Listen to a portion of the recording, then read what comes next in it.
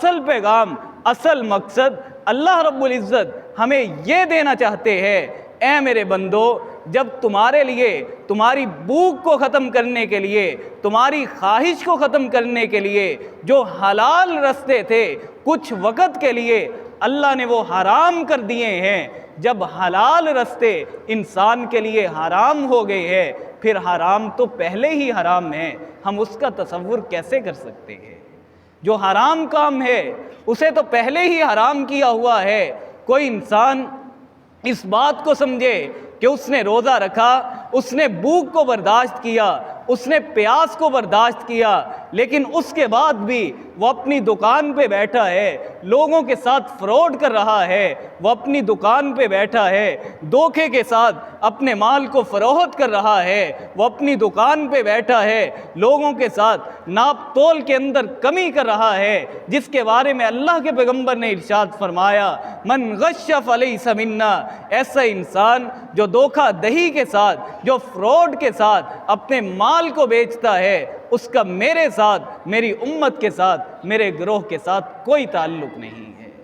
جس کے بارے میں اللہ کے پیغمبر علیہ السلام نے اتنی سخت وعید سنائی ہے، اور وہ انسان اپنی دکان پہ بیٹھا، اس نے اپنی ٹائمنگ ساری کی ساری چینج کر دی، پہلے یہ 10-11 بجے دکان کھولتا تھا، اب صبح 7 بجے کھولتا ہے، شام 6 بجے سے پہلے اپنے گھر واپس پلٹ آتا ہے، اور دکان پہ بیٹھا جو کمائی کما رہا ہے وہ حرام کی کمائی ہے، اور وہ سمجھتا ہے میں نے روزہ رکھا ہے۔ حضرات محترم، یاد رکھیے گا، اس انسان نے روزے کے مقصد کو سمجھا ہی نہیں، اس نے روزے کے مقصد کو جانا ہی نہیں۔ روزہ تو ایسی چیز تھی جس نے حلال چیزیں انسان کے لیے حرام کر دی تھی۔ روزے کا مقصد یہ تھا حرام کا تصور انسان کے ذہن سے نکل جائے، حرام کی خواہش انسان کے دل سے ختم ہو جائے۔ یہ تو ایک آگاہی تھی، یہ ایک آگاہ کرنا مقصود تھا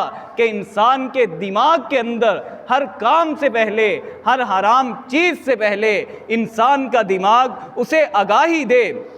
کہ اے بندہ مومن، تیرا روزہ ہے تو اپنی زبان سے جھوٹ بک رہا ہے، تیرا روزہ ہے تو گالی دے رہا ہے، تیرا روزہ ہے تو حرام کھا رہا ہے، تیرا روزہ ہے تو کسی یتیم پہ کے حق پہ ڈاکہ مار رہا ہے، تیرا روزہ ہے تو لوگوں کے ساتھ فراڈ کر رہا ہے، تیرا روزہ ہے تو ملاوٹ زدہ مال لوگوں کے اندر بیچ رہا ہے۔ یہ آگاہی دینا مقصود تھا۔ اگر کوئی انسان روزہ رکھ کے بھی یہ سارے کام کر رہا ہے، اس نے روزہ بھی رکھا ہے، سودی کاروبار بھی جاری ہے، روزہ بھی رکھا ہے، حرام کاموں کا ارتکاب بھی کر رہا ہے، روزہ بھی رکھا ہے، ملاوٹ والا مال بھی بیچ رہا ہے، روزہ بھی رکھا ہے، لوگوں کی غیبتیں اور چغلیاں اس کی زبان سے جاری ہیں۔ جناب محمد الرسول اللہ نے آج سے 1450 سال پہلے ایسے انسان کے بارے میں کہا تھا، من لم یدع قول الزور والعمل به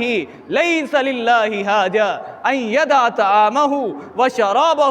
ایسا انسان جو روزہ رکھ کے بھی ان تمام کاموں کا ارتکاب کرتا ہے، اللہ کے پیغمبر نے ارشاد فرمایا لیس للہ حاجہ، ایسے انسان کی بھوک کی، ایسے انسان کی پیاس کی اللہ کو کوئی ضرورت نہیں۔ اسے چاہیے وہ کھائے، پیٹ بھر کے کھائے، وہ پیے اور پیٹ بھر کے پیے، کیونکہ اس کی بھوک اور پیاس کی تو اللہ کو ضرورت ہی نہیں تھی۔ اللہ کو ضرورت تو اس بات کی تھی، اللہ نے سمجھایا یہ تھا کہ ہر حرام کام سے پہلے اس کا دماغ اس کو یہ سوچنے پہ مجبور کر دے، اے بندہ مومن،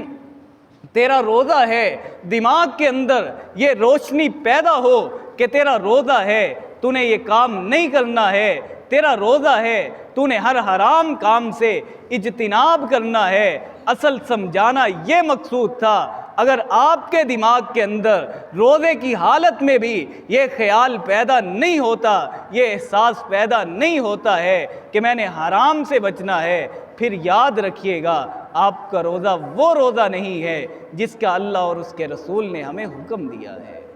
تو سب سے پہلی چیز ان حرام کاموں سے بچے،